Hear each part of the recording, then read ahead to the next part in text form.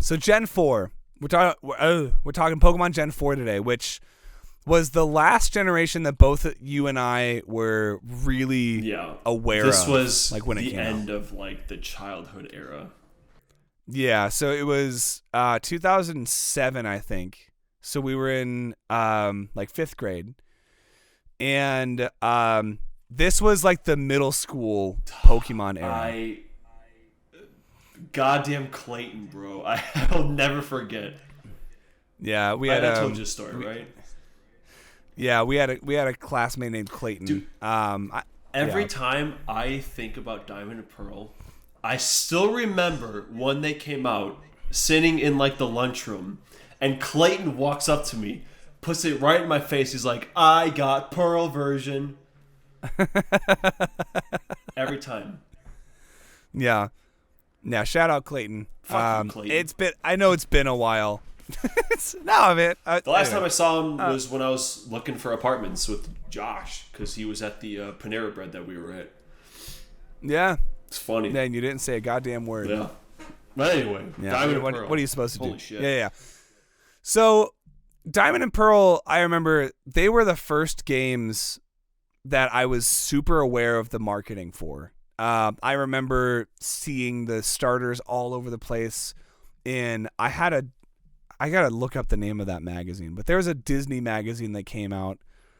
Was it Disney Adventures? Yeah, and there were a lot of ads for video games and things that I was super into in this magazine.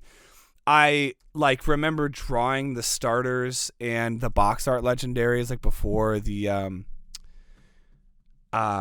the games came out. Like it was a big deal. And they were also the first. Yeah, holy shit, Disney Adventures. Oh man, what a wild ride, dude. Yeah, as a monthly magazine aimed at grade school kids. Yeah, and they announced in 2007 that they would cancel the magazine. Weirdly enough, that was the exact year that Diamond and Pearl came out.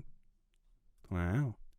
Anyway, so I was super hyped for these games. They were the first DS Pokemon games, like mainline Pokemon games, to use the stylus, the 2 screens, and this is one of my favorite generations, just because I like Sinnoh a lot. I have a lot of fond memories of playing Pearl. That was the game that, I had played the hell out of Sapphire, but I also played the hell out of Pearl. Both of those games were my jams.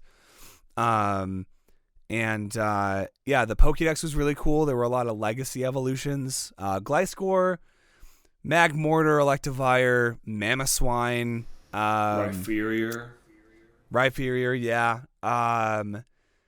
Just a lot of it did what Gen 2 did in a way, where it gave a lot of older Pokemon new life. Togekiss, oh my god. Gallade. And it was so cool because I don't know.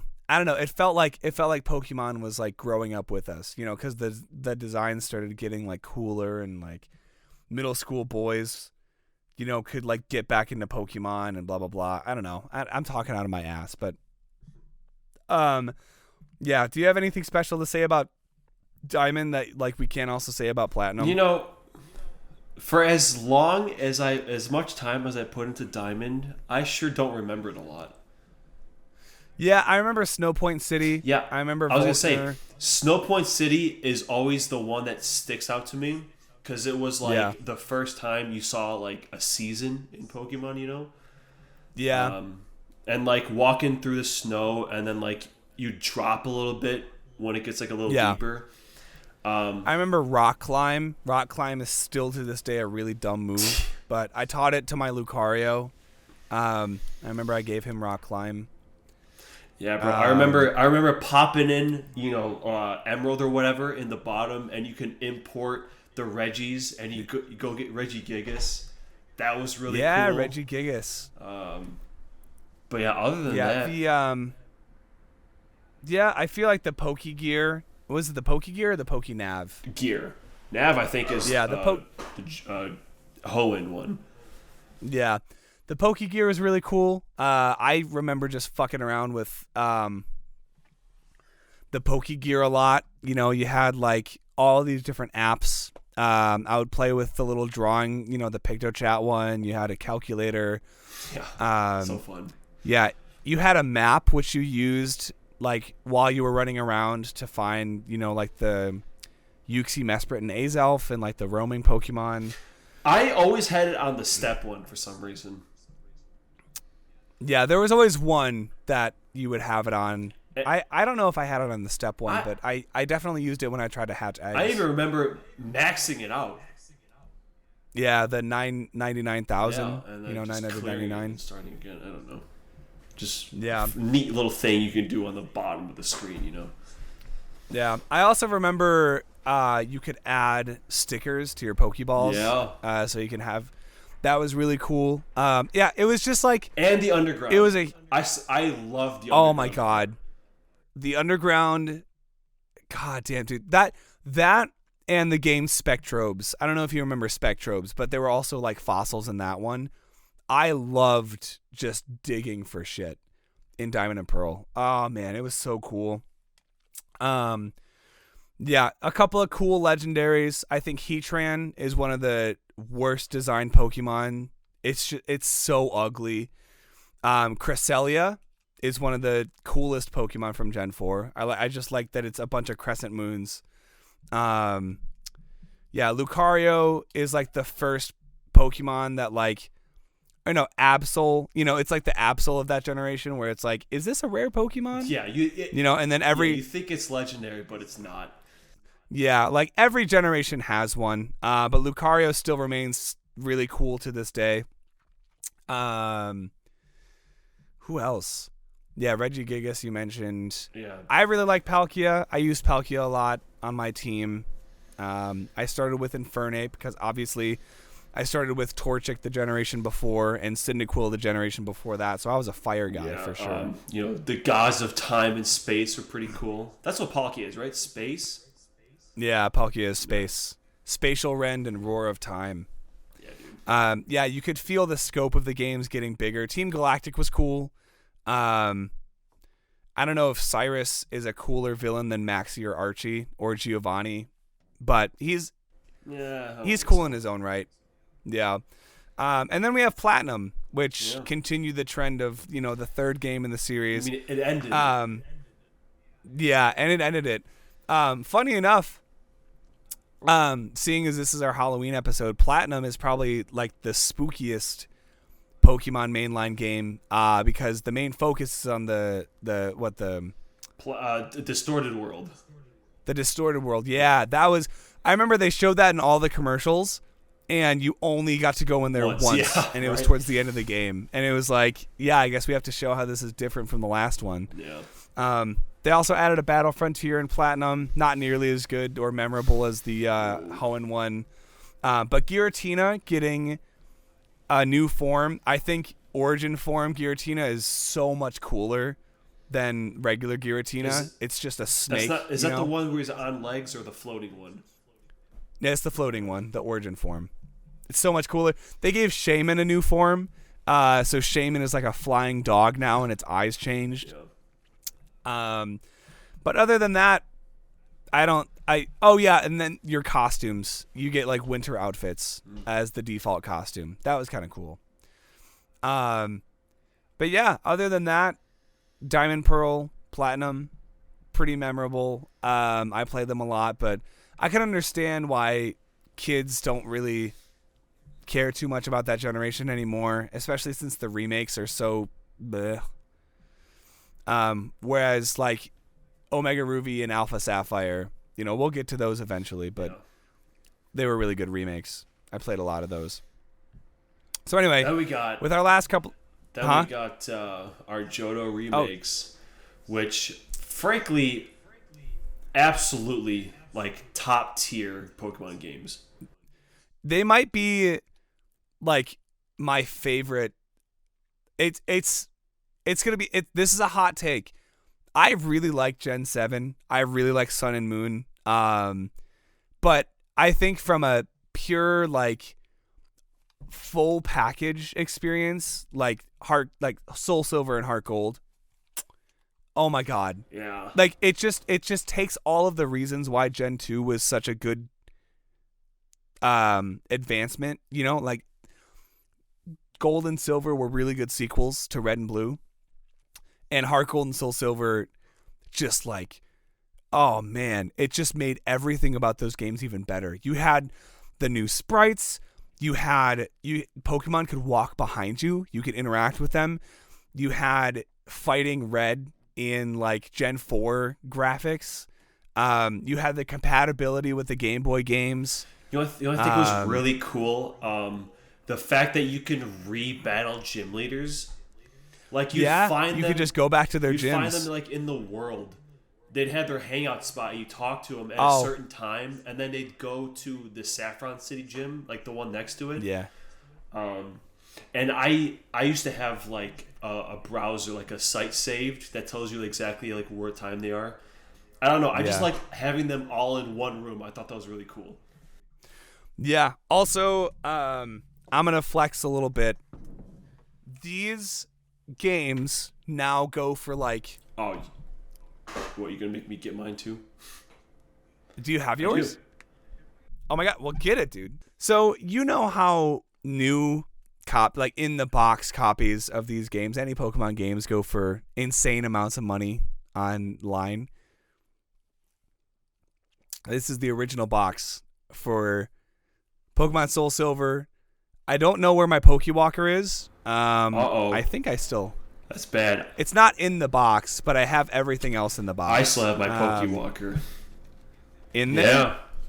Oh, my Pokewalker's in here too. That would devalue it hardcore, bro. Yeah, it's still got the Pokewalker. It's got the original case, the instruction manual, the DS, the warning booklet. Yeah. And it hangs very proudly on my bookshelf. This is probably... I remember we went to go get these games together. Do you remember that? I remember the day. That's crazy. Yeah. It was like, what, 2010? Yeah, it was 2010. We went to the GameStop in Crestwood, and my mom drove us. And I think we pre-ordered them. I can't remember. I think one of us actually traded some games in for this thing. Yeah. But which at the time was $40. Yeah. For everything. Bro, this I see like not even the box version, but just like the normal DS case, at least like $100 just for that. At least. But you get the full package, jeez. This shit's worth a lot. And yeah, dude, and like the artwork on the package, it's just so cool. It's got this cool finish it's like holographic. I don't know, man. And the worst part, I can't play this game again. I've only played it the once. Because on my fucking save data, when I bought Platinum, the save on there, this is why you always check the save. This person had like all 3 dogs but shiny. Darkrai, Celebi, I think even Mew. So I traded them to Heart Gold, and now I can never restart it because like it's got all of them on there. So I've only played it once, but it was legendary. I mean, I could take those Pokemon and transfer them into a different game. Yeah, maybe. And then just trade them back if you want. Yeah. Because honestly, I think I would honestly go through Soul Silver again. Yeah, dude. Yeah, just great fucking games. I don't really have any complaints about Soul Silver except for maybe HMs, but rock climb. Other than that, every time. But it plays really well. Getting to go to Johto and Kanto on the DS is really cool. Yeah, man, they're just superior sequels. It's so good. Mm-hmm. And now I guess we get to talk about other superior sequels. Yeah. You want to start with Mystery Dungeon? Yeah, goddamn, what, Explorers of Time, Darkness, and Sky. I don't remember which one was the third one. But, yeah, another game that we were so hyped for. And, like, Yeah. it absolutely paid off. Oh yeah, in every way it's better than the original games. And it had the Johto Pokédex. The story was way better. Like the original Red Rescue Team, Blue Rescue Team, they had the bit at the end where like, your partner is like, just saddest scene in Pokemon history. Yeah. yeah. But this game has its fair share of sad moments too. I know you end up meeting a rogue Grovyle, midway through the story, and there's also like another part of the game. It happens in a lot of Mystery Dungeon games where you get exiled from the town and you have no access to, your item box, your other like recruits on the team, and it's just you and your partner. Yeah, I think story-wise it's super interesting. And then yeah, I don't know, man. It was just all of the things that made the original Mystery Dungeon games good, but like done better. Yeah. Like they don't. I can't really remember what new they added. You're the whole time you're like in the Wigglytuff dojo, and every night you see everyone like chomp down on like the food, which I thought was really cool. But Chatot was a piece of shit. Yeah, there was definitely more of a sense of like the story was written more intently, right? Like the first one, it was just like you were part of like a wider guild, but it was just you and your partner like living in houses, Whereas this one, it was a whole like fort. It was a whole underground fort of like all of your members. And then there was, the Skuntank team. Yeah. It was like Skuntank and Zubat. No, Krogunk. Man, more games I've only played once. It's time to revisit these, dude. Yeah. Well, and then Explorers of Sky added like DLC missions where like you could, Bidoof, like he has this whole side story where like he has to leave his village of Bidoofs, and B-Barrels, and he like goes off on his own. And there's a whole side story where you get to play as Grovyle and Dusk Noir, like in that time when your characters leave them and they have to fight together. Wow, how much is Explorers of Sky run for nowadays? I have a copy if you want to. I think I'm gonna need to play that. Borrow mine. Yeah, dude. I started going through it a couple of years ago, and then I couldn't anymore because it was so recently. It was so close to another Mystery Dungeon game that I had played, so I was like, I'm over it. Yeah.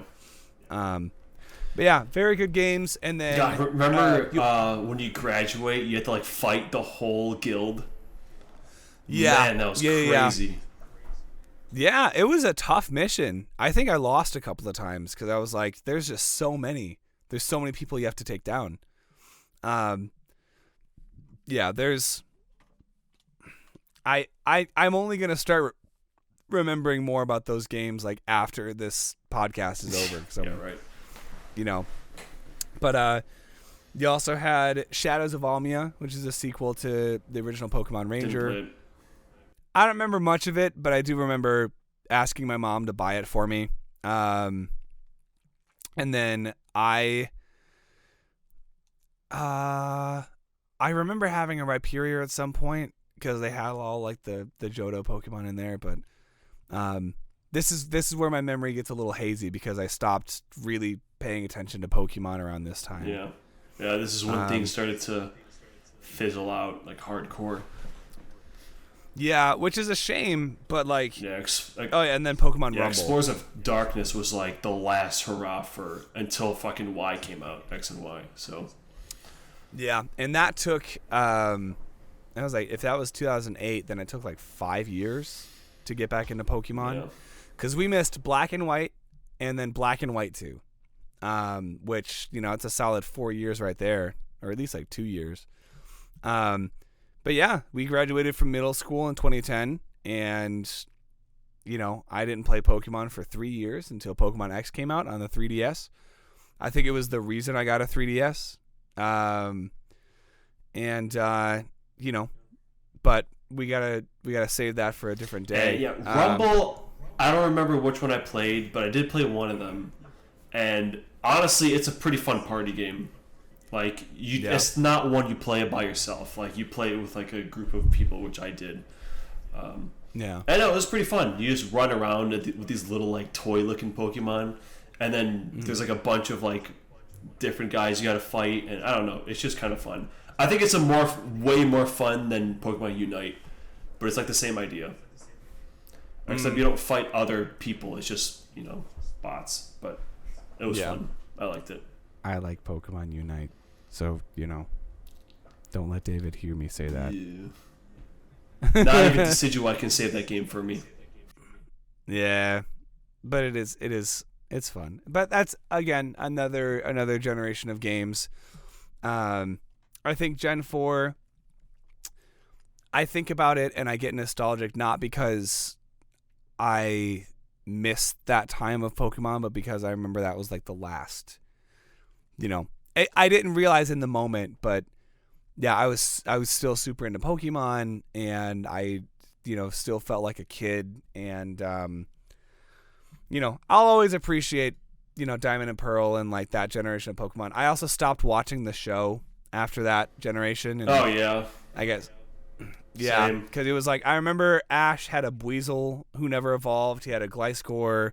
He had a Grotle. He ended up getting an Infernape, but I don't think I got that far. Yeah, and unlike the games, I never went back to the show. That was it. Forever. Yeah. Yeah, and the show, I went back and I watched a little bit of Sun and Moon, only because there was a scene that I saw where in the Pokemon Championships, when Ash is fighting Professor Kukui, Ash and Pikachu do essentially what's a Kamehameha together, because they have like a Z move. And Ash does like this motion, What? What the hell? Yeah, I'm gonna have to send that clip to you, but yeah, it was the last time that I was really like a kid into Pokemon,